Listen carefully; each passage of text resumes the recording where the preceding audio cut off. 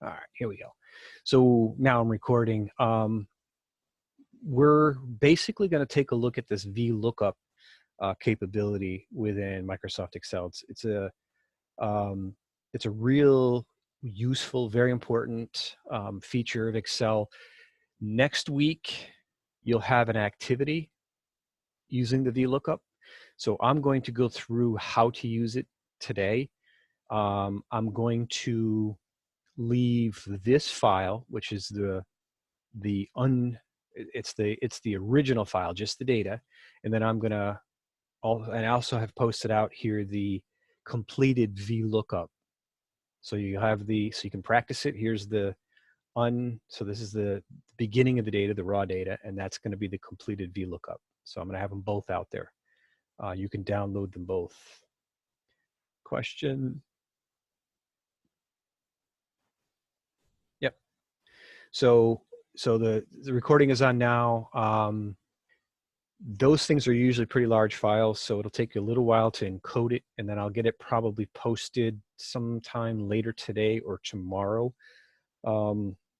Blackboard will choke on it, so basically what I'll probably do is convert it to YouTube, put it on YouTube, and then, as you know, most of these links in Blackboard are YouTube links, and it'll be a link to that. So we'll do that.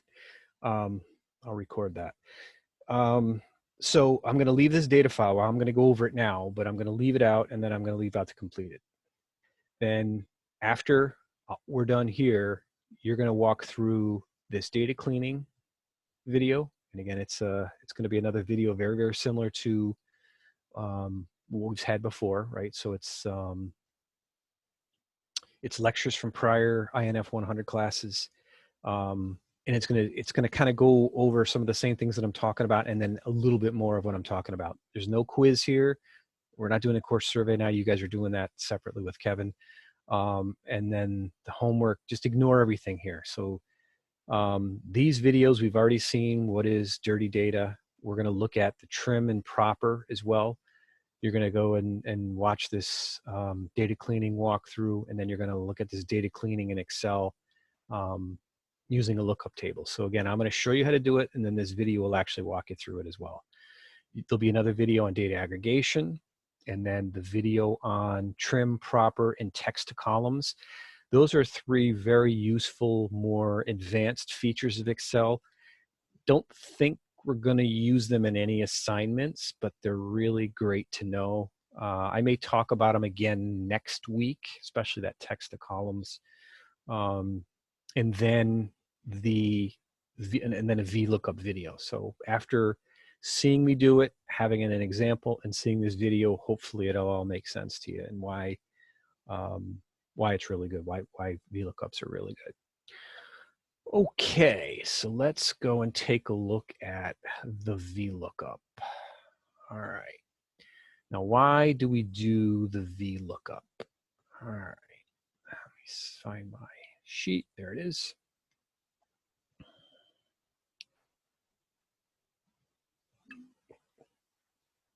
Okay, so in this scenario, I have a spreadsheet, a workbook, that has data on work orders. So this might be for a mechanic shop or an automobile dealership or something to that effect. Again, it's a kind of an exercise more than anything else. There's been some service on a required car, and the only thing I know about the car is its license plate number and the service that it is requesting, and then what mechanic is actually going to do the work. What I also want to know, after all of this stuff is completed, is I want to know the car make that this service was for, the model, and what type of service the cost was. So, or what cost the service was. So this license plate's something I know. The service that it's having is an oil and filter change, and I don't know how much it costs. I do have two other sheets. One other sheet has the license plate number and the make and the model of the car. So now I have the ability to then look up this license plate number in this sheet, which I'm going to end up making a table out of it, and I can return back to this sheet the car make and the car model. All right, and we're going to see how to do that with the VLOOKUP. Then I can do the same thing for the service and then bring back the price of the service. So I can look up the service type and then return back to that sheet the price of that service using the VLOOKUP. All right, very powerful feature. Now, why might you use this? Well, tables are a great thing in practically anything, especially business or any kind of lookup where we're looking up values. The nice thing about this is if the prices of the, well, one of the nice advantages, and this is kind of the one I want to show you, is that if any of the prices ever changed, I could reflect that change back in here. It'd be live. The data is live.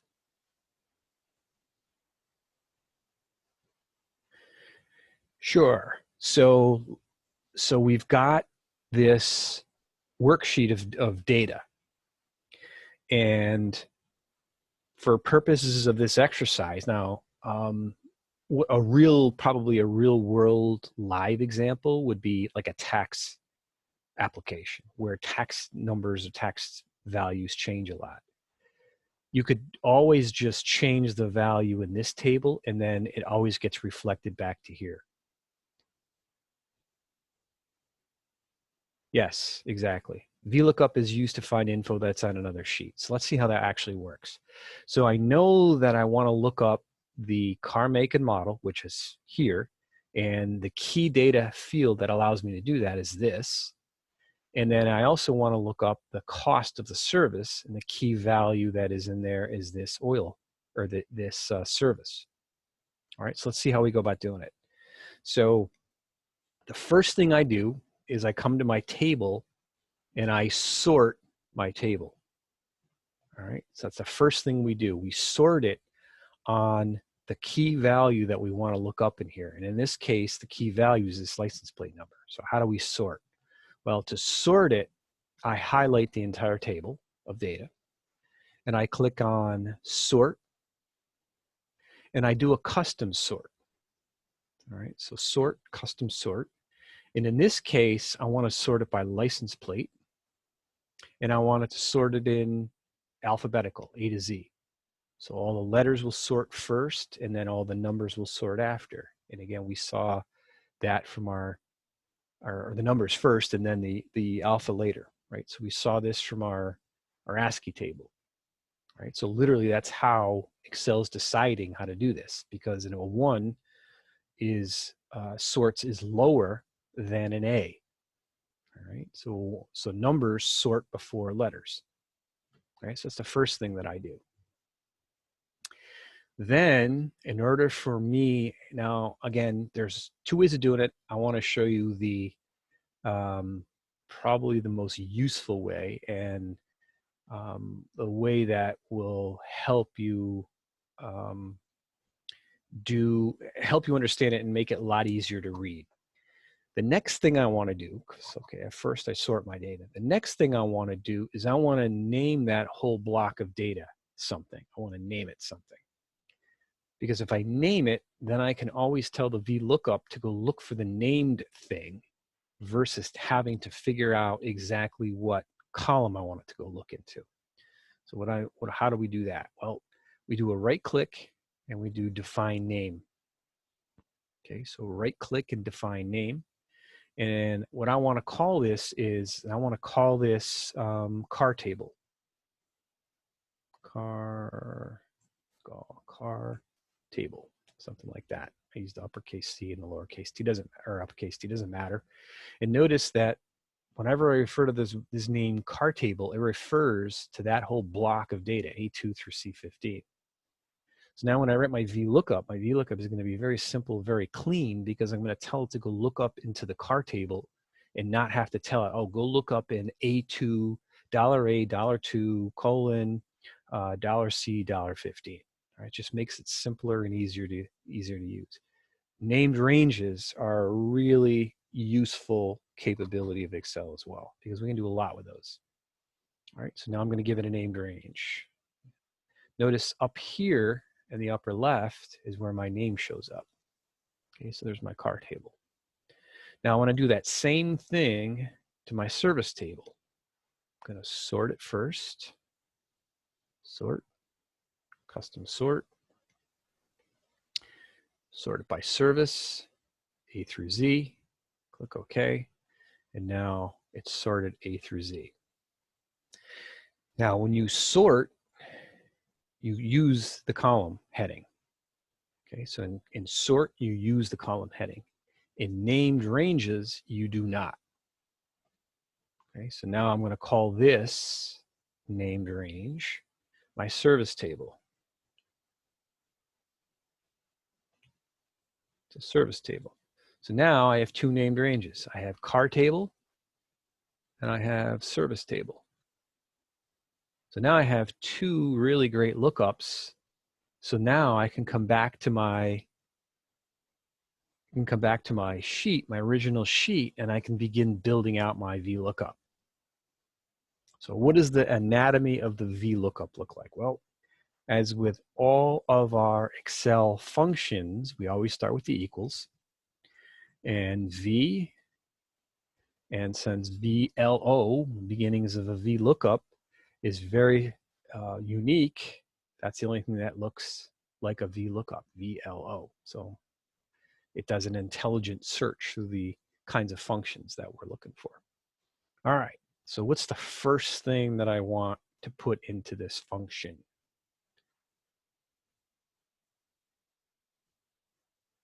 Yes, I will post it on Blackboard. It'll probably be maybe tonight, depending on how fast it can encode it, more likely tomorrow. It has to encode the Zoom into something that can be played like an MP4 or a WAV file, and then it's going to be too big for Blackboard, so I'll post it to YouTube and put the link right in this week's lecture folder. Okay, so VLOOKUP. What do I want to look up? Well, I want to do for the car make and model, I know it's in this sheet too. So it is, what do I want to look up? I want to look up, how do I find it in there? I look it up by the license plate. All right, so VLOOKUP C2, which is the license plate.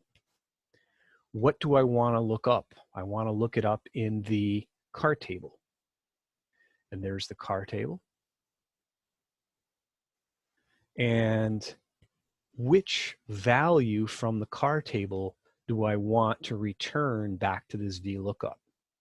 So this index number is which column, when you find the license plate, do you want to have me return back to the car make field? Well, it's going to be column 2, because that happens to be the second column in that table that I wanted to return. And the last is, should it be an exact match or an approximate match? Well, in this case, it's probably going to be an exact match, but I'm going to choose that anyway. All right, and then I'm going to close out the parentheses, and look at that.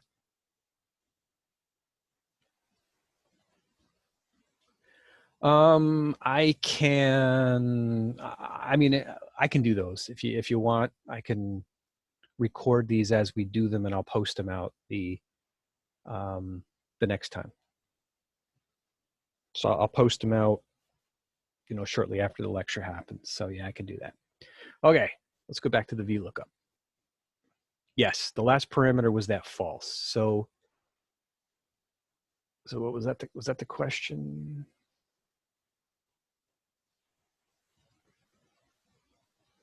The last parameter is either true or false. And what it says is, do you want the VLOOKUP to do an approximate match or an exact match? And if it's an approximate match, it will find something as close as it can without coming back and saying the thing doesn't exist. Now, for the most part, you're probably going to want to do a exact match. However, you could use VLOOKUP to do a let's say you could do grading with it, right? So you have a grade range. And if you were to do a grade range, let's say 90 to 92 is A minus, and someone has a 91. Well, you don't want it to say 91 doesn't exist. You want to say 91 falls in that range and it's approximate, so I'm going to use the approximate. In this case, we're going to say no, we want an exact, so I'm changing that to false. All right, so let's take a look at that again. What is it doing? It's the function VLOOKUP. I'm looking up the license plate number in the car table that I created. It's called this table array. When it's found, I want it to return the match in column 2. And then I don't want it to be an approximate. I want it to be an exact match. So let's go over to our car table and see if this is correct. AB12AC. Is that a Chevy? AB12AC is a Chevy. So it's this car right here. So far that looks like it's working pretty well. All right. Let's go back over here and do that same thing again. In this case, I want to return the model. So instead of returning column 2 from the table, I'm going to return column 3. So I should get a Cruze, a Chevy Cruze there. The column number is the column number of the table where the match is to be found. So in other words, return the column index number, return from the match the column number. So in this case, that's column 1, column 2, column 3. I could have price, year, depreciation value. I could have all sorts of other columns, and they would just be 4, 5, 6, 7, 8, 9, 10, 11, 12, whatever. All right, so it's the relative start. So column 1, column 2, column 3, column 4 for your table. So the idea is that inside the table, there's always one thing you'll try to match on. And when you find the match, you return some piece of data from that table. That's the idea. All right, so this should work if I do VLOOKUP. Let's look up the license plate again from the car table.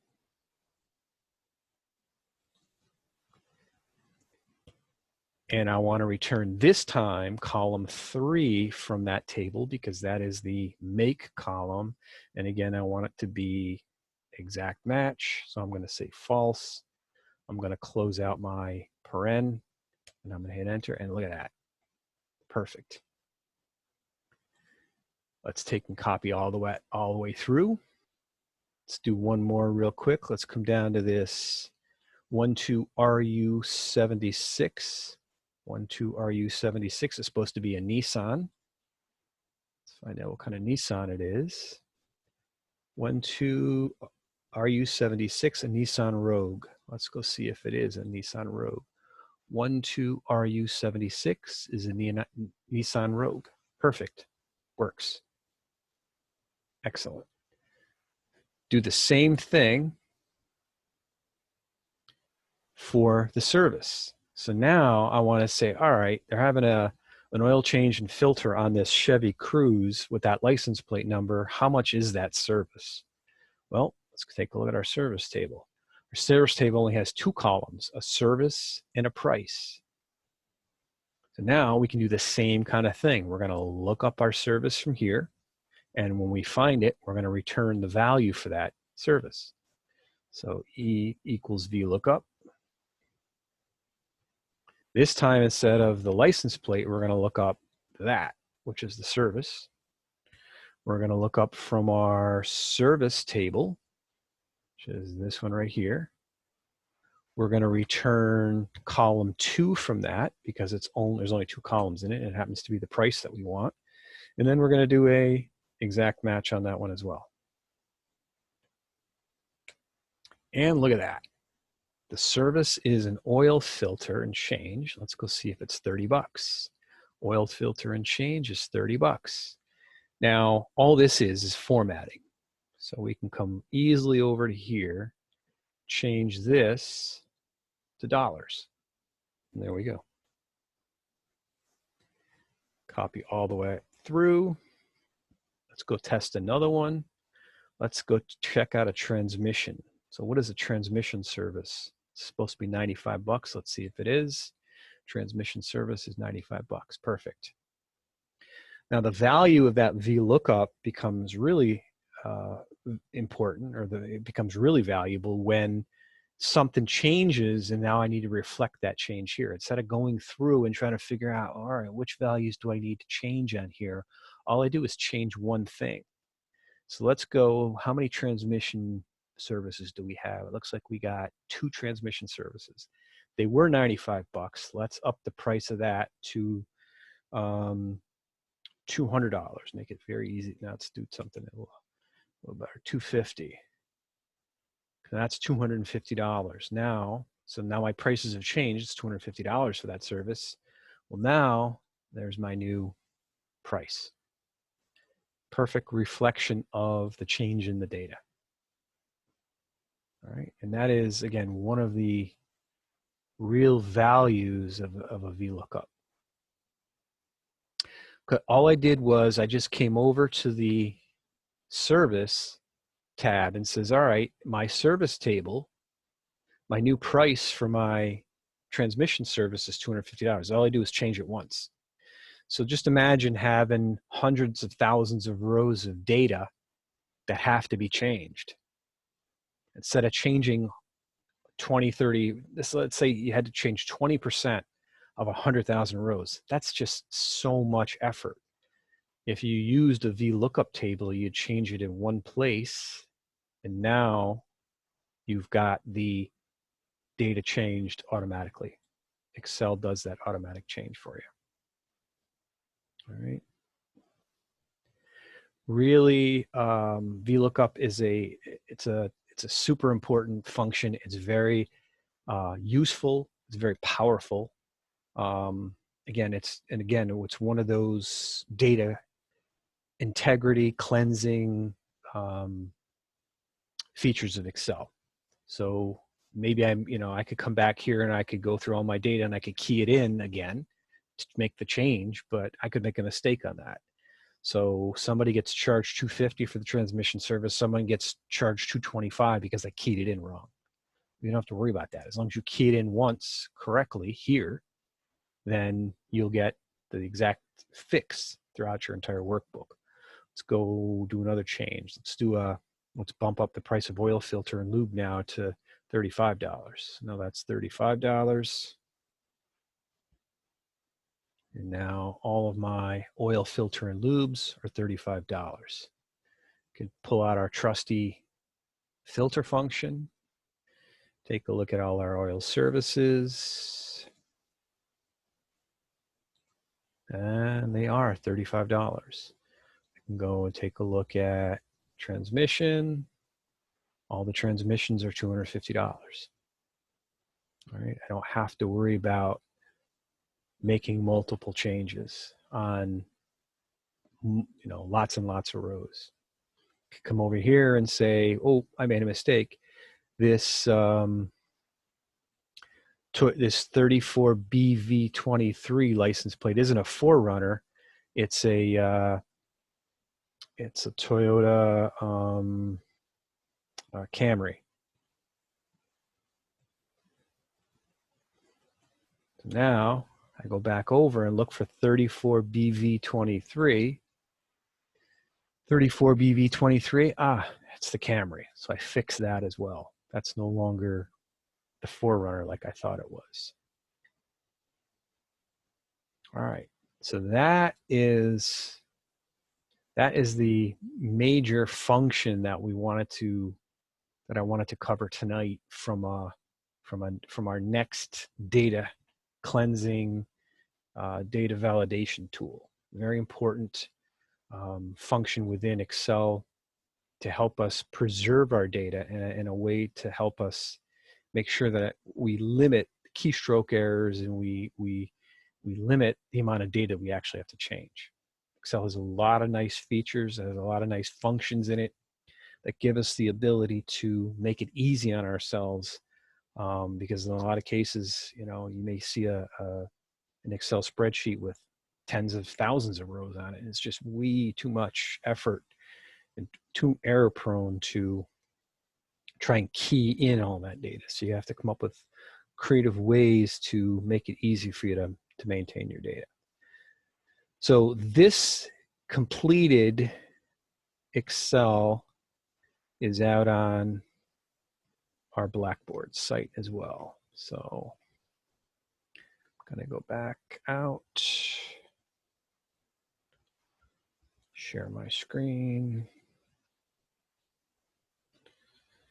So the unfinished file, the raw data is here, and then that completed Excel with the VLOOKUP is right here. So you can download both of them, check them out, get used to them, play with that VLOOKUP function, understand how it works, make some changes to some of the data, and make sure that you believe it works. For the VLOOKUP, what does the first part mean? It means that that is the cell that we're going to look up inside of our table. So let's come back to that. It's a good question. It gets at the heart of this thing. So that first,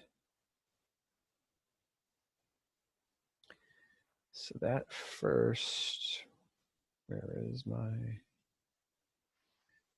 there it is. Close this out.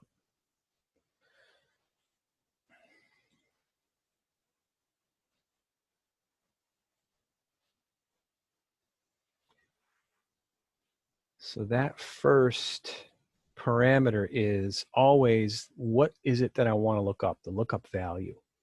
And you construct your tables in such a way that that thing that you're looking up is always unique, right? So you want the lookup value to be unique. And when it's unique, you can always look it up and find the match into the data.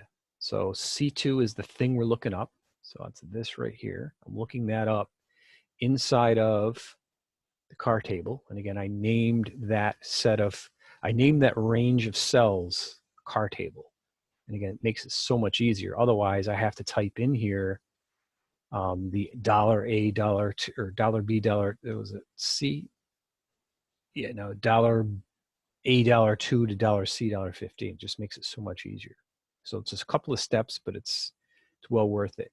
And then that returns the value of the column, so the column's value, if you find a match.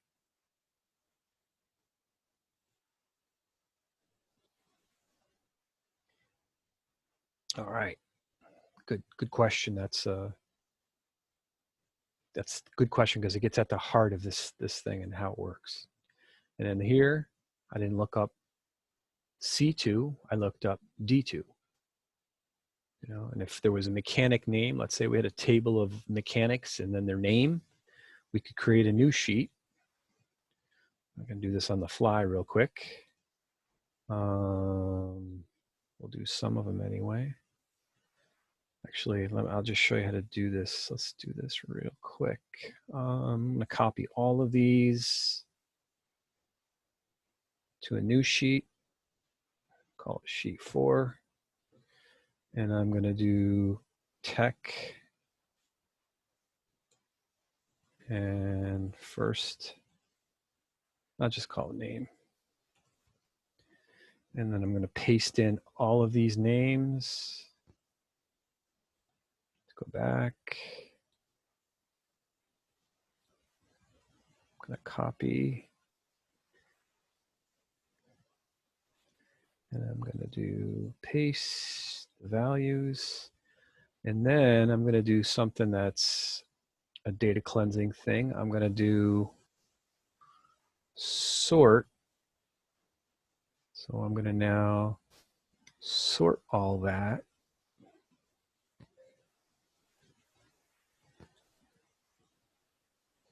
On tech. And I'm going to get rid of the dupes. So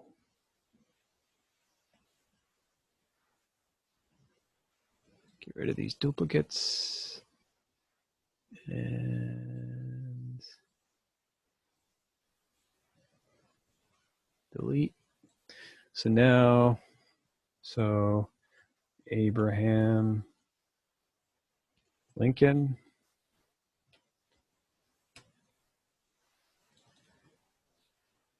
Bill Lester, making up names, Rajesh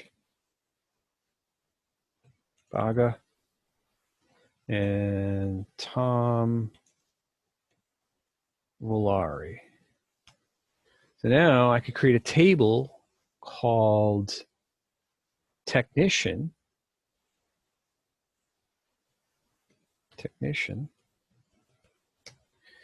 And then I could come over here and say, all right, I want to know who worked on the car. Let's call it technician name.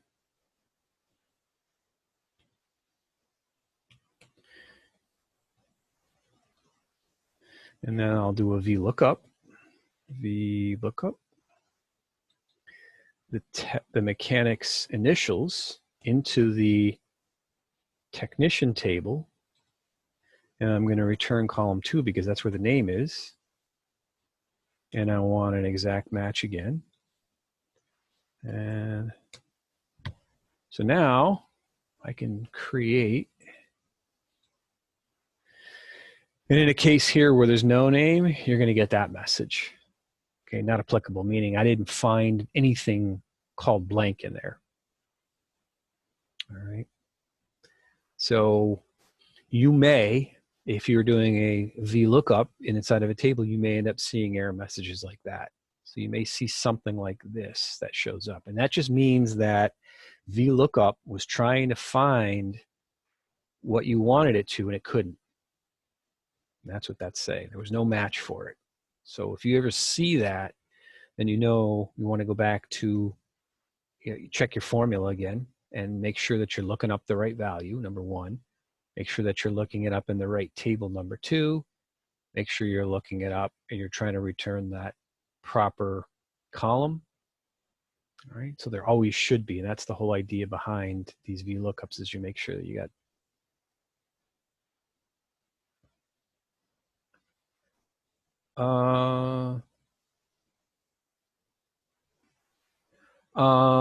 if you, yeah, no, you want it to run the form. You want to run the form. So yeah, so I'm starting with this one right here. So you want to run the form. So when you go into form, click on, so there's a preview button and there's an execute. You can hit the F5 key to run it, but if you click on the preview button, I believe it's right in the upper right-hand corner. So hover, there's a bunch of icons in the upper right. If you hover over that, go take a look here. Google Forms, you hover over that form. Stop sharing. And we're going to share this. Yeah, so I want you to, run the form, because when you run it, all right, you're going to use that URL right there. So you're going to copy that URL into your right submission area, so that when the TAs go in and grade it, they're literally just going to click on your URL and then hopefully get your form to pop up. And then they're going to type in their information right here. And it must be a number. I must have made that a number.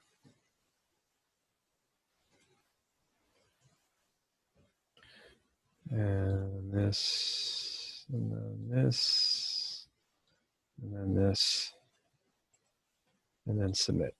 So email.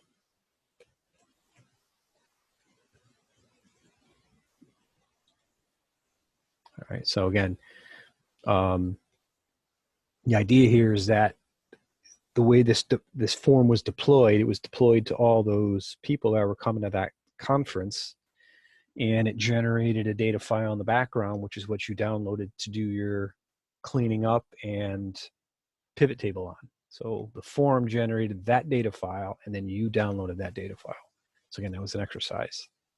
So this URL is what you want to submit. that help?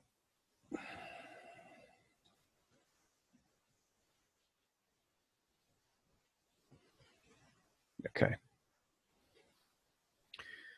Okay, so let's come back to this real quick.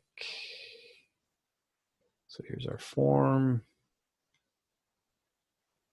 All right, so we went over the VLOOKUP tonight. Again, you're going to go through. I want you to download this file, and you can download that file. Make sure when you're doing this that you can do that. In other words, make sure that you can do the VLOOKUP, because next week you're actually going to have a VLOOKUP assignment. So you're going to be VLOOKing up something in a spreadsheet where you're looking into a different you're looking up into a different sheet on the workbook, and you're pulling some data back. All right, so you'll be doing an assignment next week from that. So watch these videos. They're all real good videos. You know, sort of the core set of videos for this course. Look at the trim and proper and text to columns. Great functions. I'll just talk about them real quick. The trim function basically allows you to remove the remove spaces from inside your text. You may find that there's spaces before and after your text. You might want to remove the extra spaces, because sometimes, again, dirty data is put into your data. You want to be able to remove the extra spaces. That's what trim proper creates. Where's my text? There it is. Yeah, so I was hoping Kevin, and then text to columns turns turns a bunch of free-form text. So in other words, you could have a bunch of data that's not separated, but it's all like chunked together. And the text to columns allows you to break it apart, so that, let's say, for instance, you had in one cell name, address, city, state, zip. That was all in one column of the spreadsheet. Doesn't help you out much. It's just all that data is conglomerated in there. However, it is separated by a space. So you could use the text to columns to break it up and to have it into its own columns. All right, so that's a very useful thing. The detecting misinformation is it's a survey that your TA Kevin has asked you to, and if he hasn't contacted you yet, he should be contacting you. He was supposed to be here tonight. Kevin, you didn't join, did you? Kevin, no, he did not. Okay. It's a part of a graduate, the graduate studies project that he's working on. I quite honestly haven't been into the survey. I don't know exactly what's in there. He asked if we could include it in the class and just have you complete it. Since it's a pretty good sized class with a fair number of sample data in it, he asked if you guys could complete it. It shouldn't take any more than 5 minutes. You'll get an assignment credit for it. So in other words, it'll count as an assignment, and it'll be 100 if you complete the survey. He'll use the survey for a graduate project, all anonymous. Obviously, we don't, even in the data, it doesn't, downloading that survey does not download your user ID or your name or any of that stuff. So it's totally anonymous. It just doesn't download it. And I think he's going to review some of the results of that in an upcoming lecture or an upcoming email or a lecture. But I asked him to talk about it tonight because I really don't know too much about it other than that. Niasi, does that help? Okay, let's see. Peniel, how do you create the substitution that removes the spaces in Excel? Is this the substitution function that's due for tonight? Is that what you're talking about? Okay, go back to that real quick. So,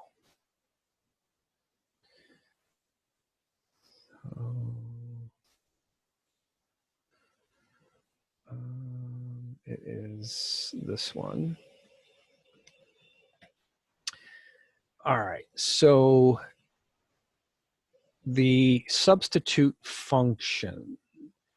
So basically what it's doing is it's looking at the email. So just like any of the other Excel functions, usually the first thing that you put in the function is what is it that you want that Excel function to look at. Well, in this case, it's the substitute function, and I want you to look at F2. Okay, so column F, row 2, the value in this cell, I want you to look at that. And then I want you to replace, so the old text is this, which is the space, which is inside of the email address, and done that way on purpose. And then the new text is nothing. In other words, remove that text, just give me nothing there. All right, that's what that function's doing. And here's an example of how that would work right there. So Graham space Bell at albany.edu is not a valid email address, right? So if you were to type that into your Gmail or your Outlook or any one of your mail clients and you type that in, it would say, I don't know who Graham is. It'll try to look up Graham for you. And it would say bell at albany.edu is a valid email address. Well, in this case, we want you to fix it. And one way to fix it, an easy way to fix it, is to use the substitute function. And there's the fixed email address right there.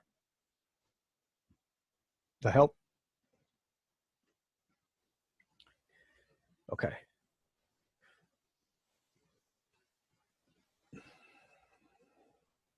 Okay, Patrick, that's good help. Thank you for that.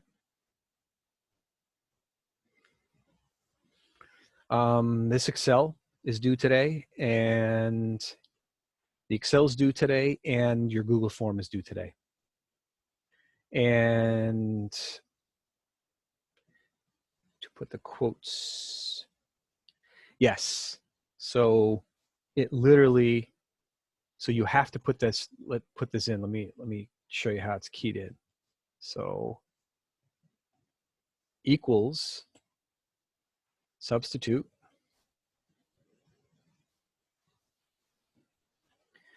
So just like all of the other functions, we're going to tell it what cell we want to work on.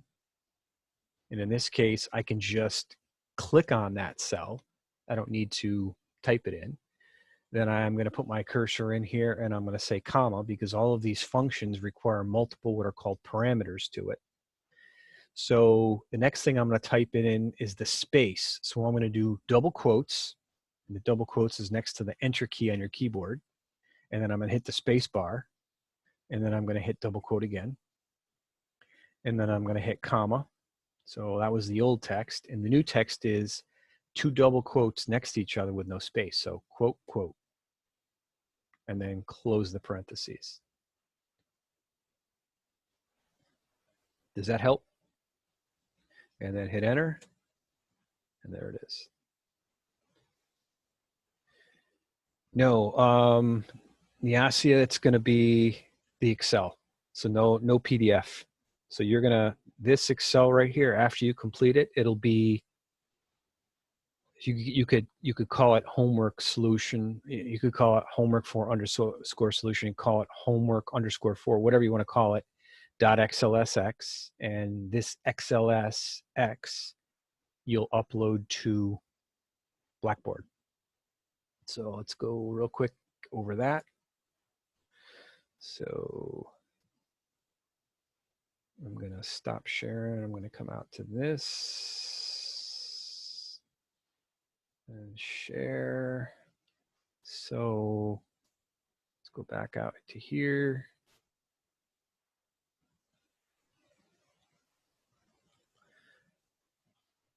So click on this, write submission. Here's my Google form. So I'm going to highlight the Google form. I'm going to do Control-C, or you could highlight it and do right-click copy. Either way works. Come back over here, and I'm going to paste it. Right-click paste. Actually, Blackboard doesn't allow you to do that. You're going to do Control-V here. Control-V as in Victor. You're going to paste your Google form there. And then you're going to click on Browse My Computer. and you're going to click on downloads, and you're going to click on, there it is, data cleaning. No, it's not data cleaning. It's assignment 4, isn't it?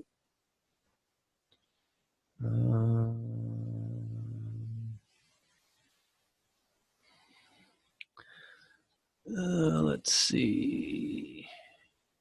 Where is it? Yeah, it's homework 4, I believe, is what it was called.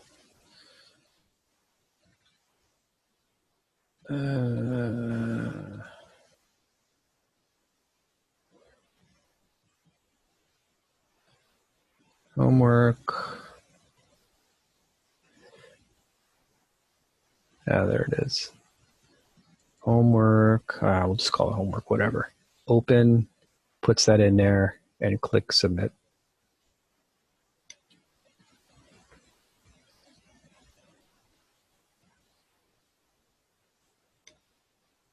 Okay, yep, that works.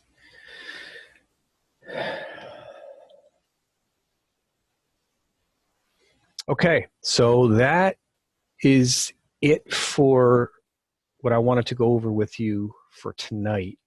Again, this assignment is your Google form and your pivot tables due tonight. Go over, download the example for the VLOOKUP, get used to that, play with it. Next week, I'll talk a little bit about these functions here that that you saw in the video. I'm not sure we'll use them. We might.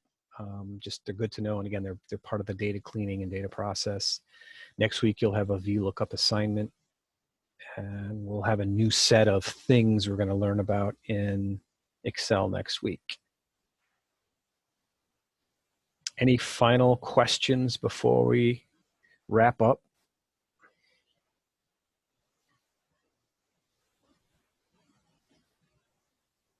And if you do your Excel and you still have trouble with it, reach out to Kevin and Julian, and if they don't get back to you, email me if you're still having trouble with your pivot table, but hopefully we've gotten through that.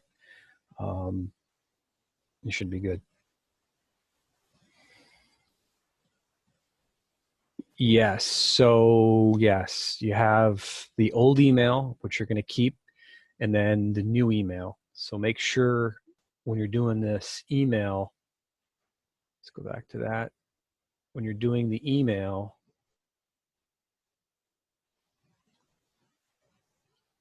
you've got the old one, which was there in your raw data that you downloaded. And then when you insert that new column, you want to put this column heading of new email on it. Otherwise, the pivot table will give you errors because it'll say, I know that there's a column here, but I don't know what the name of it is, so I can't give it to you in the pivot table.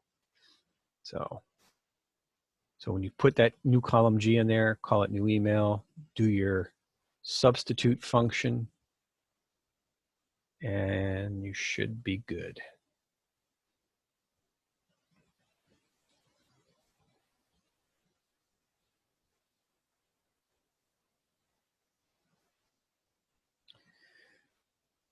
All right, anything else? Any other questions before we break?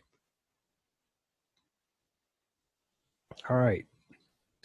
So next week, be looking out for another Zoom meeting. We'll do the same time next week on the 14th, same time, be a Zoom again, do very, very similar. Class survey should be at the very bottom of the week. So if you go to the week 11, it should be at the very, very bottom, called detecting misinformation. That's where the survey is.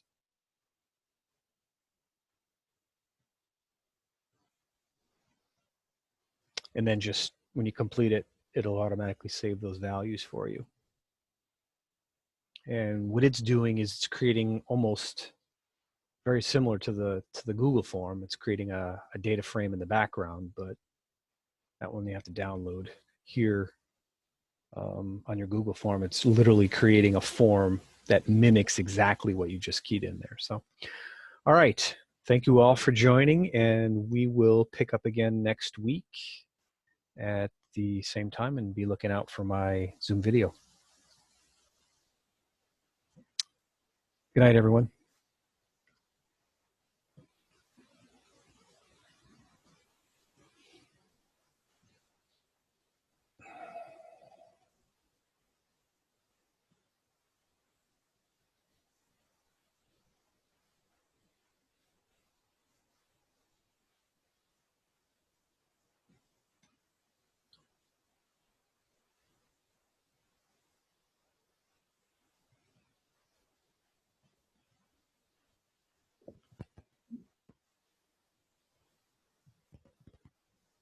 Have a